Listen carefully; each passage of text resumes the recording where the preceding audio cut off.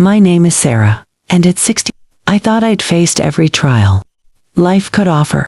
Before we dive into this heartfelt story, please hit that subscribe button and drop a comment with your city. I'm thrilled to know where these tales reach. Your support keeps these narratives alive. I was wrong. It began on a quiet Wednesday morning in Durham, North Carolina. A day that started with routine, but ended with my world in ruins. I was in my kitchen, the heart of my home. For 46 years, steeping a pot of jasmine tea, the familiar scents of floral tea, worn oak cabinets, and the faint lemon of my dish soap filled the air. A sharp, acrid smell intruded, bitter and wrong, like burning plastic. Thinking I'd left a potholder too close to the stove, I pushed open the living room door and froze. A thick wall of smoke choked the air, stinging my eyes and throat. Flames roared up the walls, devouring the embroidered curtains I'd sewn with my sister decades ago. Their delicate patterns curled into ash. For a heartbeat, I stood paralyzed, my mind grappling with the surreal horror. The smoke detector, meant to scream a warning, was Silent Tit's battery, I'd later learn, had died unnoticed months earlier. A careless oversight that would cost me everything. Panic clawed at my chest, a primal instinct urging me to move. I stumbled back to the kitchen, my hands trembling as I grabbed my phone from the counter. The smoke followed, thick and suffocating, burning my lungs and clouding my thoughts. I dialed 911, my fingers fumbling, nearly dropping the phone. Fire, I gasped to the operator, my voice hoarse. My house, it's burning. Please, hurry. Somewhere in the house, a window shattered. This sounded like a gunshot, jolting me into action. I snatched my purse from the counter, the only thing within reach, and bolted for the back door.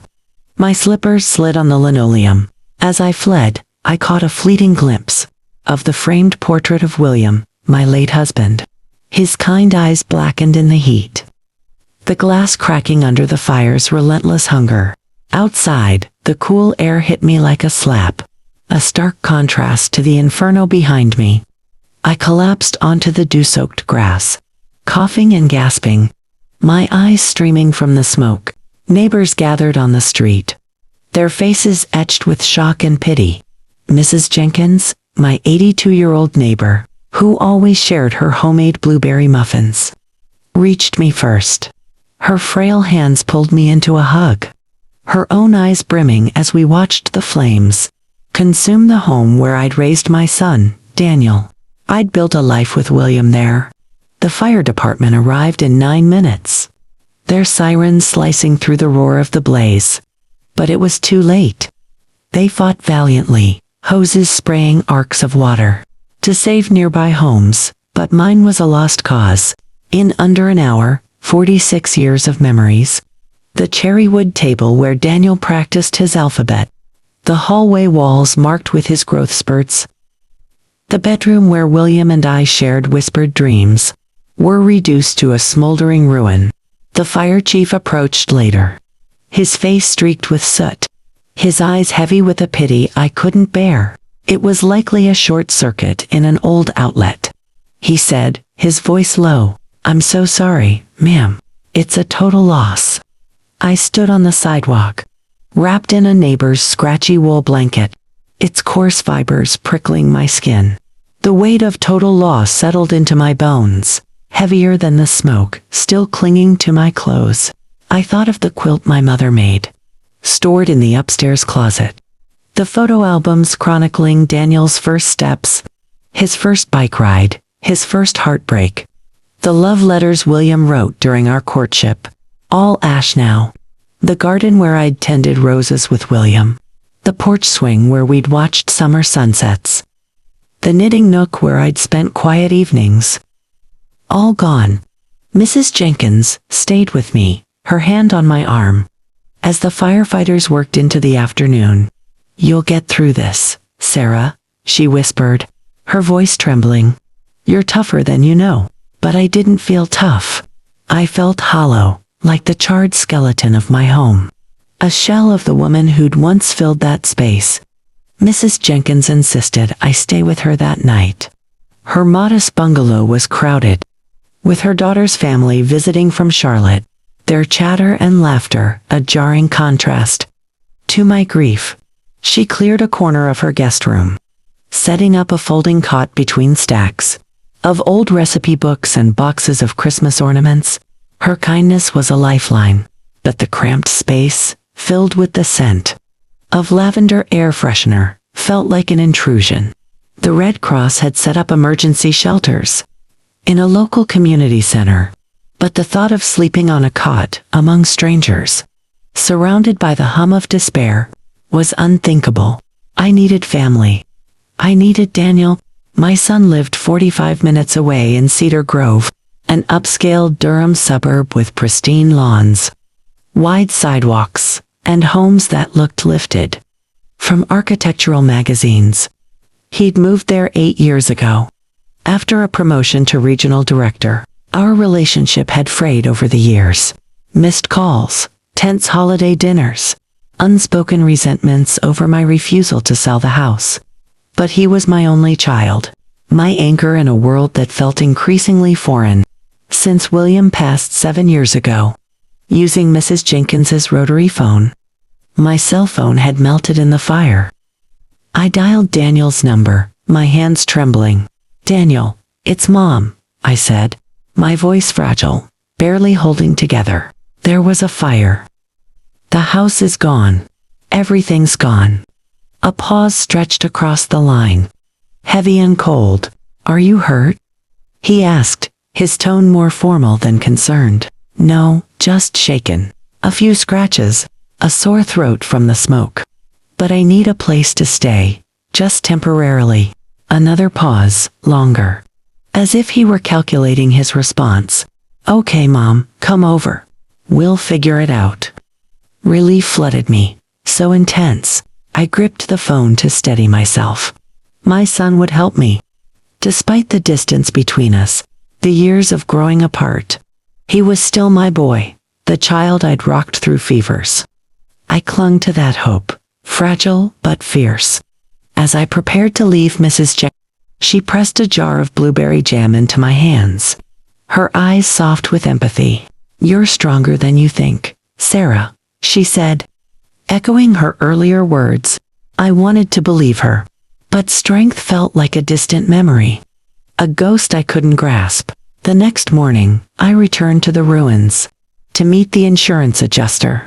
He was young, barely 30, his suit ill. He snapped photos of the charred remains with clinical detachment. "Total loss," he said, echoing the fire chief's words.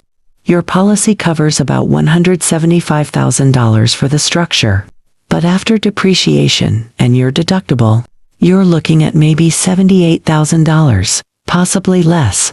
$78,000 to rebuild a lifetime." The number felt like a cruel jest, a mockery of the life I'd lost. Mrs. Jenkins drove me to a thrift store, where I used Red Cross funds to buy essentials. 3 blouses, 2 pairs of slacks, underwear, a toothbrush, a cheap plastic comb. My entire existence now fit into a worn canvas tote bag, its frayed straps a mirror of my frayed spirit. As I packed, Mrs. Jenkins hovered, offering tea and stories of her own hardships during the 1970s, when she'd lost her job. "You'll find a way," she said, her voice firm but kind. But the weight of my losses, my home, my memories, pressed down, unyielding. The cab ride to Daniel's house felt like crossing into a foreign land. Familiar landmarks: the corner store, where I bought my weekly lottery tickets, the diner where William and I shared Sunday pancakes, seemed to belong to another woman's life. Cedar Grove was pristine, its orderly streets and manicured homes a stark contrast to my chaos. Daniel's house, a 2-story brick colonial, with ivory shutters and a navy blue door, chosen by his fiancée Jessica, stood as a testament. I sat in the cab, clutching my tote bag, whispering to myself, It's temporary. Just until the insurance money comes. Knocking on my son's door was harder than escaping the fire. My hand trembled, a hollow ache in my chest. When Daniel opened the door, his face, William's hazel eyes, my sharp cheekbones, offered a fleeting comfort, but his voice was cool, distant. "Mom," he said, stepping aside. "Come in." Jessica appeared behind him, her auburn hair in a sleek ponytail, her silk blouse and tailored skirt radiating wealth. I'd met her only twice in their 3-year engagement. Her high-powered job at a Durham marketing agency, keeping her perpetually distant. "Sarah, what a tragedy," she said, her eyes flicking to my tote bag, not my face. Her tone polished but lacking warmth. "It's just temporary," I said quickly, hyper-aware of my thrift store clothes, and the faint smoke scent clinging to my hair. Despite a shower at Mrs. J. They exchanged a glance, a silent conversation that excluded me. I'd seen William and me share similar looks, but from the outside, it felt like a fortress wall. "Let's sit," Daniel said, leading me to their living room. Everything gleamed, cream furniture untouched by life, glass tables reflecting spotless windows, the air scented with lavender from a diffuser. I perched on the sofa's edge, my sneakers planted on the polished hardwood. Jessica's lips twitched, a flinch at my presence. "What's your plan?" Daniel asked, sitting across from me, not beside me, his posture rigid, like we were negotiating. "The insurance will take a few weeks, maybe a month," I said, my voice unsteady. I was hoping to stay here until I sort things out. Silence hung heavy, suffocating. Jessica touched Daniel's arm, a gesture that looked supportive but felt territorial. "Mom," he began, his tone heavy. "Jessica and I have been talking. This house is our sanctuary. We work long hours, and we need our privacy. I wouldn't be a burden," I pleaded, my voice cracking. "I'll cook, clean, stay out of your way. I just need a place to land." Jessica leaned forward, her voice smooth but unyielding. "It's not about being a burden, Sarah. It's about us as a couple. This is our first home together. We're still carving out our rhythm." "I'm your mother," I said, the words sharp, cutting through the sterile air. "I raised you, Daniel. I stayed up nights when you had ear infections, worked double shifts for your college tuition, held you when your ex-wife left you. 3 years ago after that affair." "Of course," Jessica replied, her tone unshaken. "That's why we think you'd be happier somewhere independent. Like an extended stay suite near the mall. They're clean, safe, with kitchens for cooking." I looked at Daniel, waiting for him to protest, to remember the sacrifices I'd made, the love I'd poured into him. Instead, he nodded. "Jessica's right, Mom. You'd prefer your own space." The words hit like a physical blow, stealing my breath. "Happier? I lost everything, Daniel. My home, my memories, my life. And you think I'd be happier alone than with my family?" "There are options," Jessica said quickly. "Not a hotel, but nice places, where you'd be comfortable." "How do I pay for that?" I asked, my voice rising, trembling with hurt. "The insurance money isn't here yet." "I can help," Daniel said, shifting uncomfortably. "A few $100 to get you started." "A few $100? As if I were a distant acquaintance. Not the woman who'd given him life. "I taught you to read, Daniel. I sat through your baseball games in the pouring rain. Held you when Emily Carter broke your heart in 11th grade." His jaw tightened, a flicker of guilt. But Jessica's grip on his arm was unyielding. "No one's questioning your role," she said, her voice like polished glass. "We just need boundaries." Boundaries. The word stung, a term I'd heard him parrot from therapy. "You're turning me away." "We're not," Daniel said, his eyes on the floor, avoiding mine. "We just think this wouldn't work for anyone." I stood, my knees creaking, a reminder of my 65 years and my isolation. "I understand, Mom," Don't be like that, he said. But his voice lacked conviction, hollow as the room. You're right, I said, picking up my tote bag. Its weight heavier than ever. There are always options. I walked out, their perfect home, closing behind me like a sealed vault. Through the window, I saw them talking. Likely about how unreasonable I was. How my tragedy disrupted their flawless lives. I stood on their pristine sidewalk, the autumn breeze carrying the scent of their manicured roses. Felt the ground shift beneath me, as if the world itself were rejecting me. I'd spent years after William's death, convincing myself I was resilient, self-sufficient. A woman who could face anything. But resilience is a luxury when you have nowhere to go. I checked into a budget motel on Durham's outskirts, spending nearly all my remaining money. On a week's stay, the room was bleak-stained carpets, reeking of cigarette smoke and despair. A mattress that sagged under my weight. The constant drone of traffic, through paper-thin walls. The fluorescent light flickered overhead, casting harsh shadows that mirrored the emptiness inside me. I washed my clothes in the sink, the cheap motel soap stinging my hands, and hung them on a wobbly chair to dry. Each night, I lay awake, staring at the ceiling, trying to imagine a future with $78,000 and no home. The motel manager, a gruff man with a scowl, knocked daily, his voice sharp. Rooms booked for the weekend, he said. You gotta be out by Saturday, lady.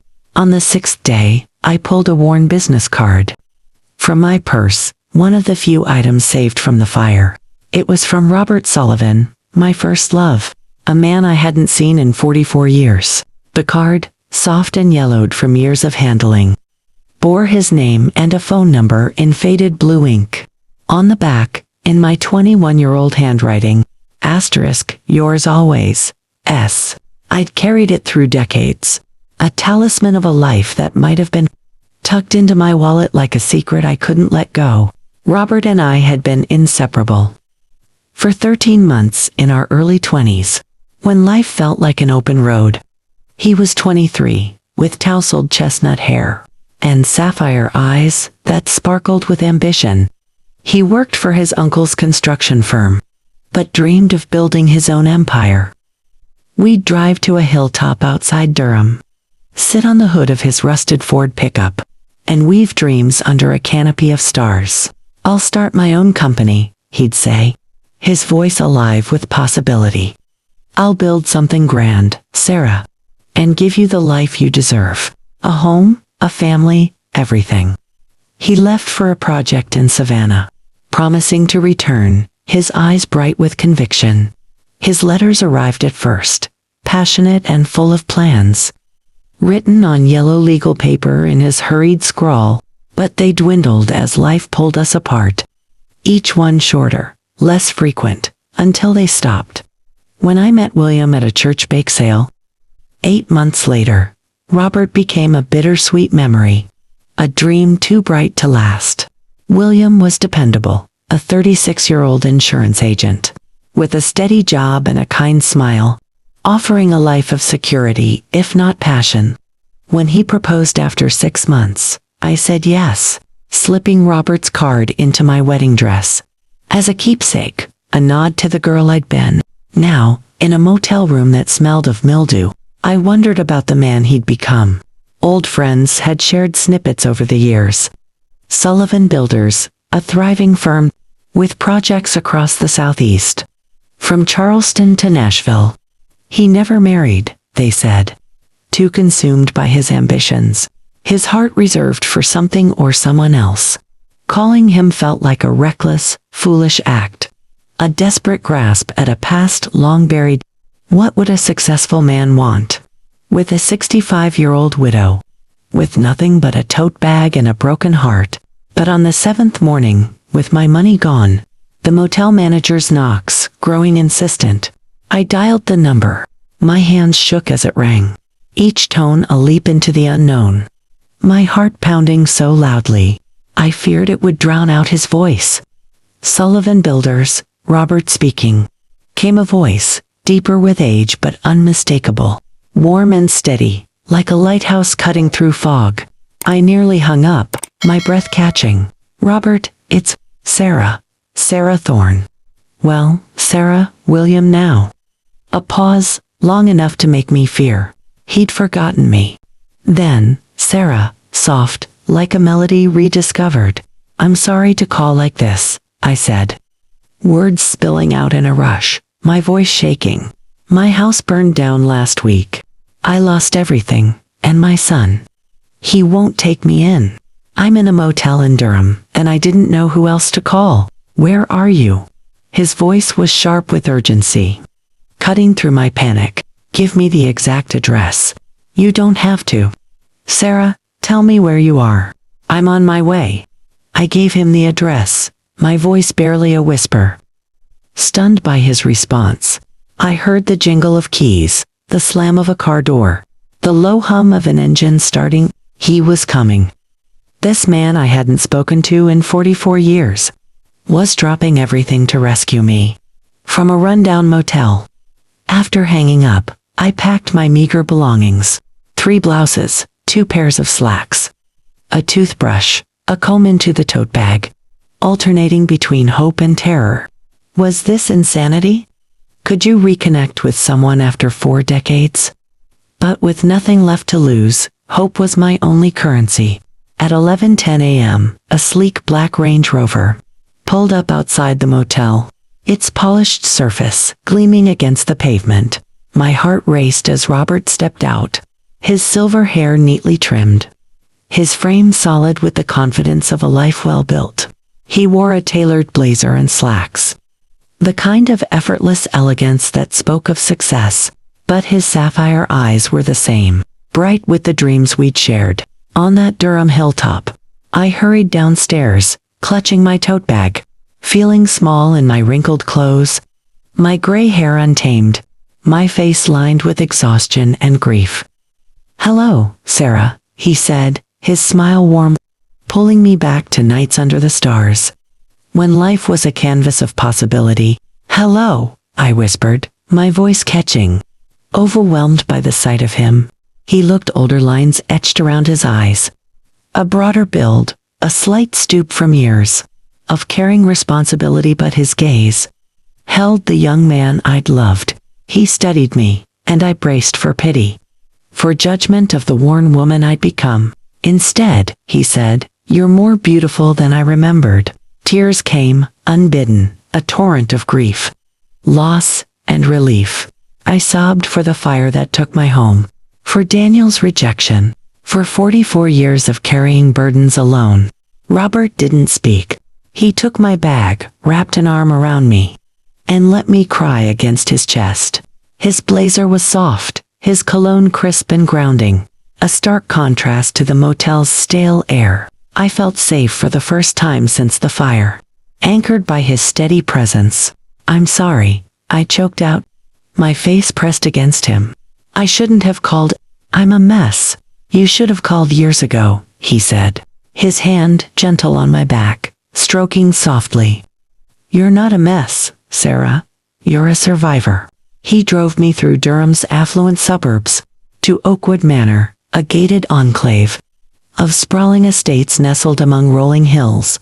His home was breathtaking, stone and glass, with tall windows catching the morning light, surrounded by gardens bursting with roses. The driveway wound through manicured lawns, ending at a circular fountain that sparkled, its gentle trickle a soothing contrast to my chaos. Inside, hardwood floors gleamed like polished amber. Books lined floor-to-ceiling shelves, and framed photos told of a life rich with achievement. A photo of Robert at a skyscraper groundbreaking, another with colleagues at a charity auction. But none with a family, none with shared warmth. It's too big, Robert said, catching my awe, as we stood in the foyer, the chandelier casting soft prisms on the walls.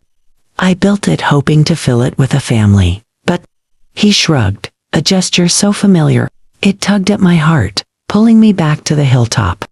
You never married? I asked, the question slipping out before I could stop it. my curiosity outweighing my caution. He met my eyes, his expression soft but serious. I came close a few times, but no one was you.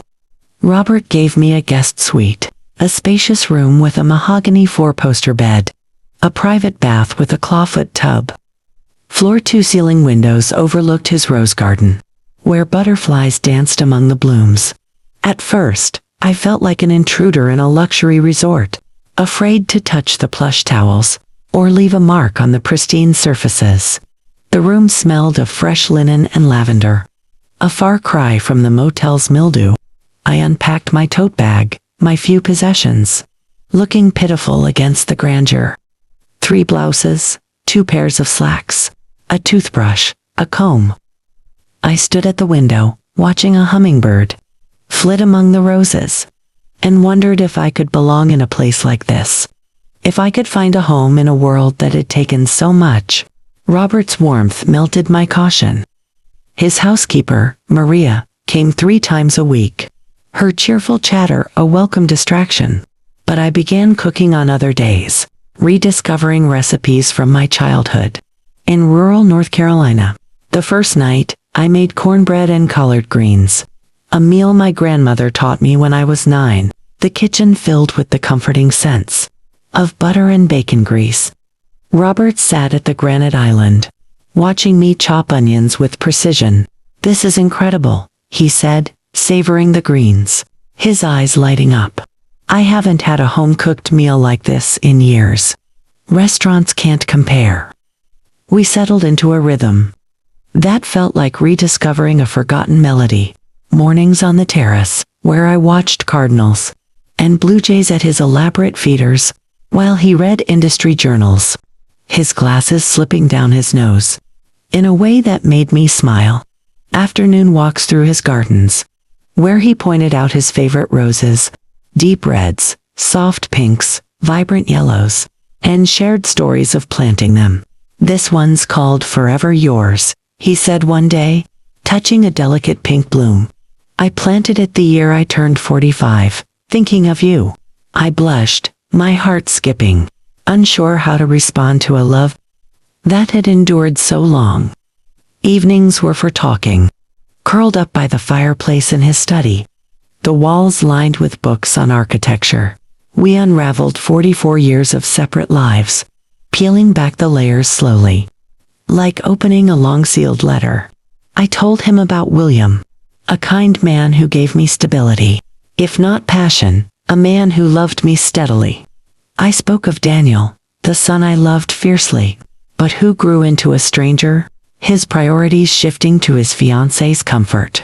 I shared the loneliness of widowhood, the way friends drifted away after William's death, their invitations drying up, as if I were contagious. "People don't know what to do with a widow," I said, staring into the fire, the flames casting flickering shadows on the walls. "They look at you like you're half a person, like you're incomplete without a husband." Robert listened, his sapphire eyes never leaving mine, his silence a gift that let me pour out my heart. He shared his own story, building Sullivan Builders from a small firm to a powerhouse with projects in 7 states, from high-rises in Atlanta to beachfront estates in Charleston. He spoke of dating accomplished women, lawyers, designers, philanthropists, who dazzled at galas, but left him feeling hollow. One rainy evening, as thunder rumbled outside, he confessed, "I was engaged once to an architect named Elizabeth. Everyone said we were perfect. I proposed on a yacht in Savannah, with a ring that cost more than my first office, but the night before the wedding, I called it off." "Why?" I asked, my heart pounding, sensing the answer but needing to hear it. He looked at me, his eyes steady, unwavering. "I told her I was still in love with a woman I met 44 years ago. It wouldn't have been fair to marry her, while my heart belonged to you." The words hit like a tidal wave, washing away years of doubt, years of feeling invisible. "You canceled your wedding for me," I whispered. "For the hope of you," he said, taking my hand, his fingers warm and strong, calloused from years of building. every building I designed, every deal I closed. It was all to be worthy of you, Sarah, if you ever came back. His words healed wounds I didn't know I carried, mending the broken pieces of my heart. For the first time, I felt seen. Not as a mother, a widow, or a burden, but as Sarah, the woman I'd forgotten I could be. I thought of the girl I'd been at 21, full of dreams, sitting on that hilltop with Robert, believing love could conquer time. That girl was still inside me, buried under years of duty and loss. And Robert saw her, loved her, even now. 10 weeks later, Daniel called. I was in Robert's kitchen, rolling dough for cinnamon rolls. The scent of sugar and butter filled the air. I was humming a folk tune my mother taught me, a habit I'd forgotten in the years of grief. Mom, where are you? Daniel asked, his voice tight with guilt and curiosity. You left the motel weeks ago. I'm staying with a friend, I said, glancing at Robert's kitchen, the vase of peonies he'd brought home that morning. What friend? You don't know people with money, he said, and I bristled at the assumption. The dismissal of my life. I'm happy, Daniel, I said, my voice steady, stronger than it had been in years. I'm where I belong. A long pause. Jessica and I talked. We were wrong. You can stay with us, in the guest room, until you're settled. The offer, which would have meant everything weeks ago, now felt like an afterthought. A reaction to rumors he'd likely heard. His mother seen with a wealthy man in a sleek car. Thank you, I said, my tone cool, measured. But I'm fine where I am. Mom, you can't just move in with a stranger, he said, his voice rising. It's not safe. What do you know about this guy? I know he's never made me feel like a burden, I said quietly, my voice firm. I know he values my company, appreciates my cooking, and tells me I'm beautiful every day. Robert and I married 9 months later, in his garden, on a crisp October afternoon. The ceremony was simple. A pastor, Maria, and Robert's business partner, David, as witnesses. I wore a sapphire dress that Robert said matched my eyes, its soft fabric flowing in the breeze. He wore a charcoal suit, timeless and elegant, his silver hair catching the sunlight. Daniel attended, alone, his eyes scanning the wealth. The stone fountain, the sprawling gardens, the understated grandeur of Robert's home. He shook Robert's hand, his smile strained, but I saw the calculation in his gaze, the same look he'd had when appraising Jessica's designer furniture. Now, at 66, I wake each morning, in Robert's arms, in our home. Sunlight spills over gardens we tend together, the roses and lavender a testament to our shared care. The smell of his coffee, brewed before I rise, greets me like a promise. The fire took my past, burning away the life I thought defined me. But it cleared the way for a future I never dared imagine. Robert's old business card, framed on his desk, is a reminder that some promises endure, even after 44 years. Sometimes, destruction is just another word for renewal. Sometimes, you have to lose everything to find what you were always meant to have, a love that waits, patient and true, for the moment you finally come home. Did you love Sarah's story? Drop a comment with your city. I'm eager to know where you're watching from. If this tale touched your heart, consider a super thanks to support more stories. Check out 2 new stories on my channel, and don't forget to subscribe. See you in the next tale, with love and gratitude.